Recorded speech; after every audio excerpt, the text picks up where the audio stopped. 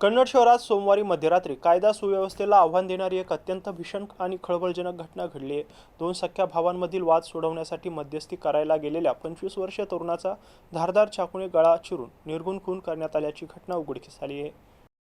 याबाबत अधिक माहिती अशी की दोन सख्या भावांमधील वाद थेट पोलीस ठाण्याच्या मुख्य प्रवेशद्वारापर्यंत पोहोचला होता आणि तेथेच दोनही गटात लाठ्याकाठ्यांसह हाणामारी सुरू झाली होती। हा राडा सुरू असतानाच केवळ भांडण सोडवण्यासाठी मध्यस्थी करायला गेलेल्या 25 वर्षीय तरुणाचा धारदार चाकूने गळा चिरून निर्घृण खून करण्यात आलाय।